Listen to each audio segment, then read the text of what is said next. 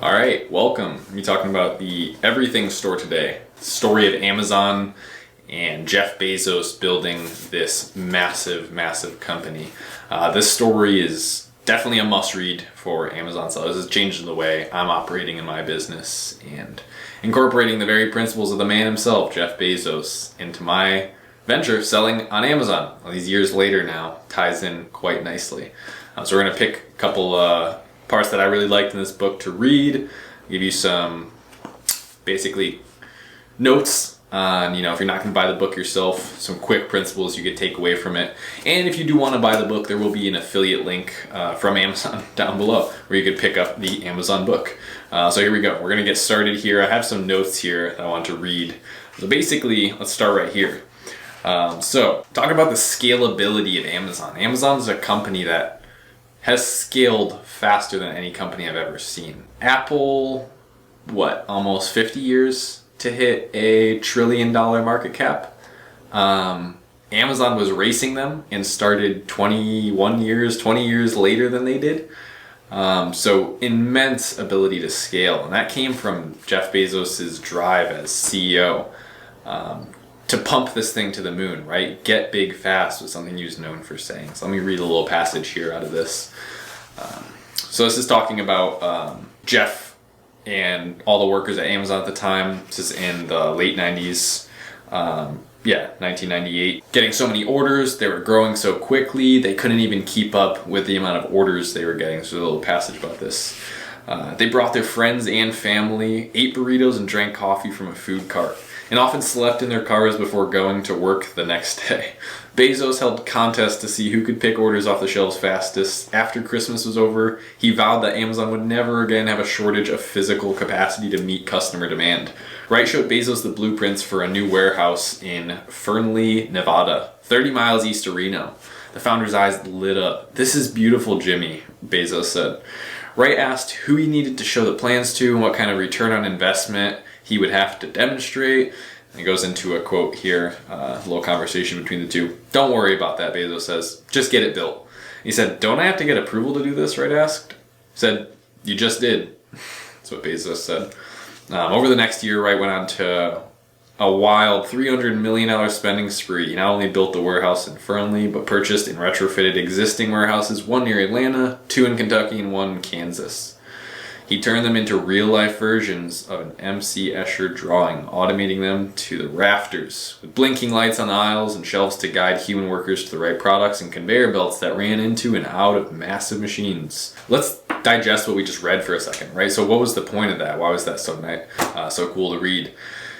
He was addicted to scaling, Bezos that is. That was very apparent in that short conversation. This guy's talking about a $300 million investment. He said, who do I have to show this to? What kind of proof of ROI do I have to get? He said, don't worry about it. Just build the thing, right? We need it, okay?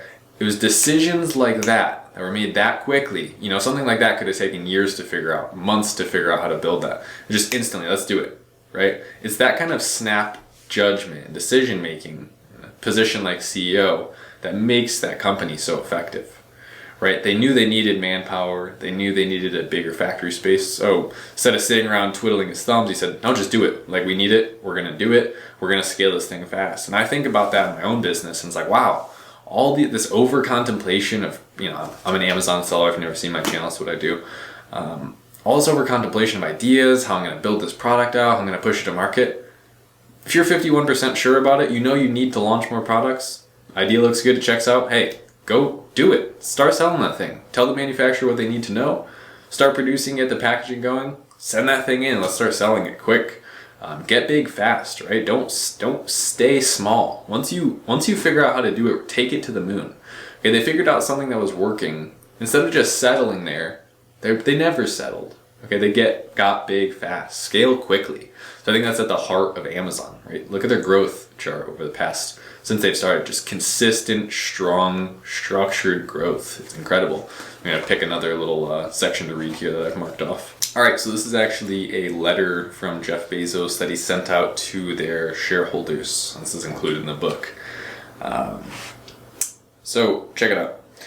Bezos used that word a lot, bold. In early 1998, the word bold was used repeatedly. We will make bold rather than timid investment decisions where we see a sufficient probability of gaining market leadership advantages. Some of these investments will pay off, others will not. We will have learned another valuable lesson in either case. I'm going to stop right there.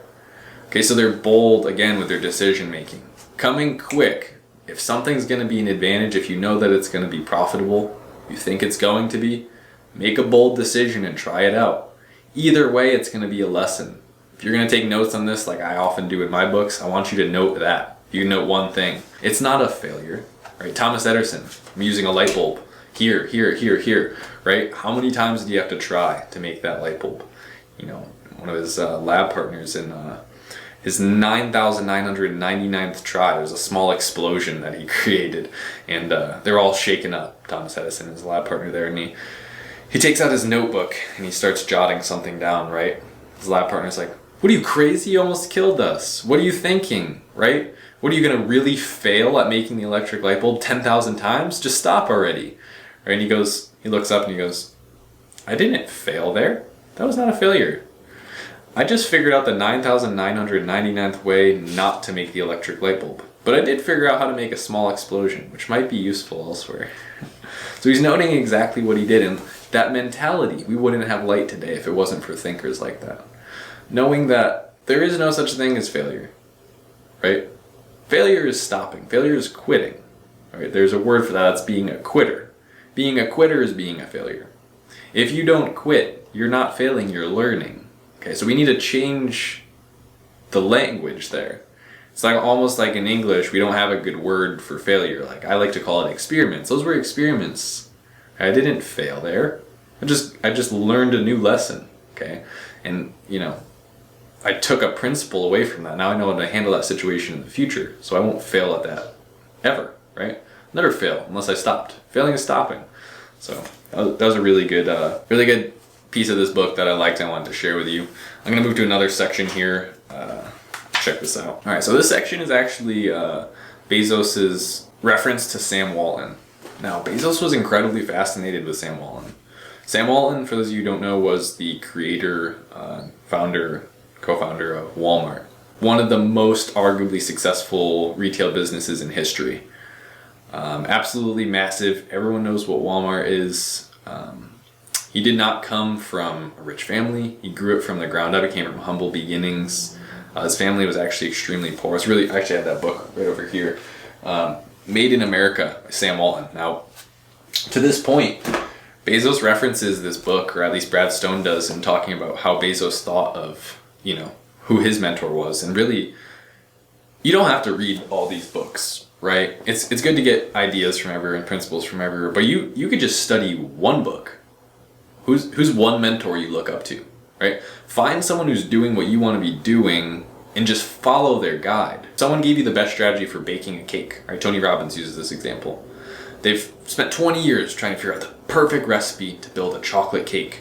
If they give you that exact recipe and you follow that exact recipe, how successful will you be in building that cake? Extremely successful, because you have the right strategy. However, if you were to sit around with no measurements, no guides, and try and make the perfect chocolate cake, how long would it take you? Well, it'll take you a lot longer than if you had the recipe, right?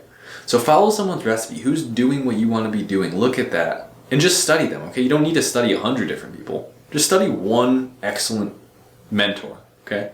So this is what Bezos says. Bezos' point was that every company in retail stands on the shoulders of the giants that came before it.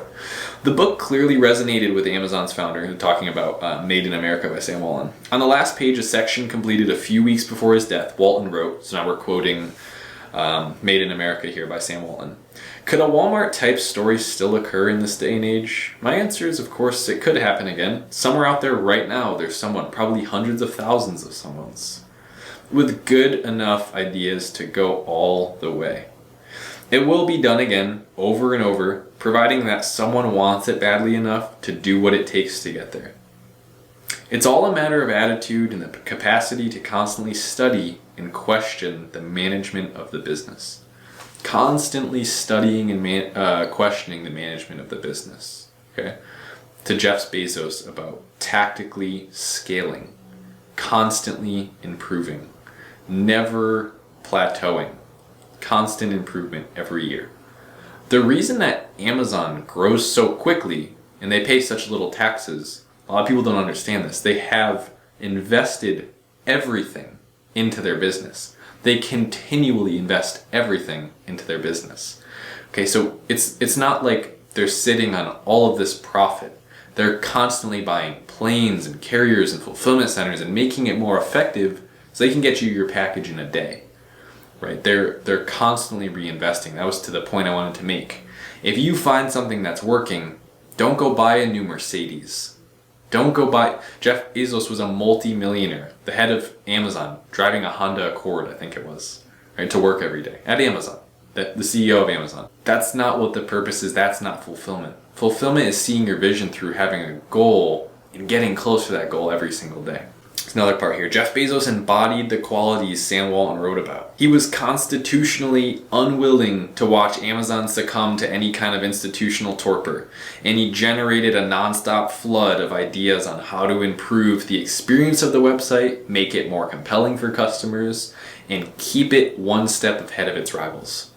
So Amazon, unwilling to watch Amazon succumb to any kind of institutional torpor. That basically means institutional laziness. Lack of activity, basically, is what torpor means. So that's, again, drilling down that same principle. There is no room for laziness or a lack of intuitive action in Amazon.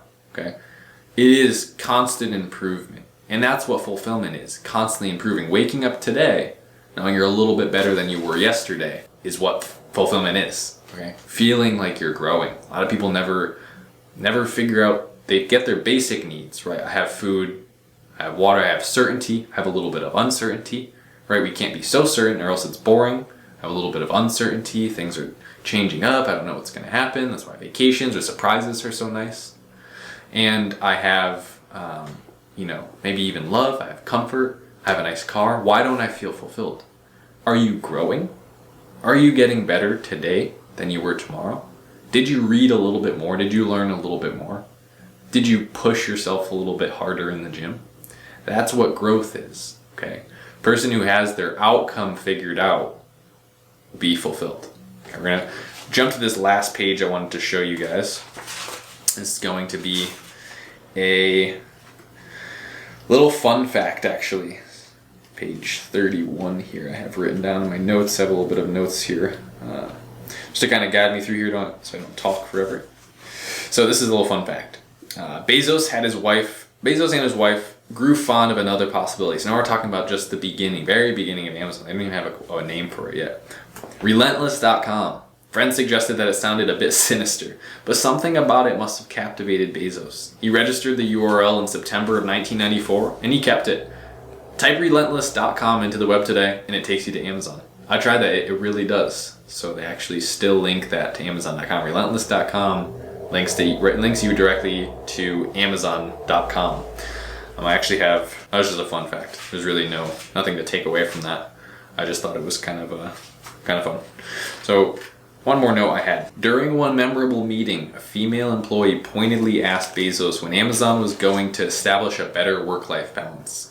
He didn't take that well. The reason, quote Bezos, the reason we are here is to get stuff done. That is the top priority, he answered bluntly. That is the DNA of Amazon. If you can't excel and put everything into it, this might not be the place for you. He's not trying to, say that anyone that doesn't work hard is a loser. That is the DNA of Amazon. Hard work and excelling and growing, okay? And this spoke to me because I see this all the time. Everyone wants to be an entrepreneur, right?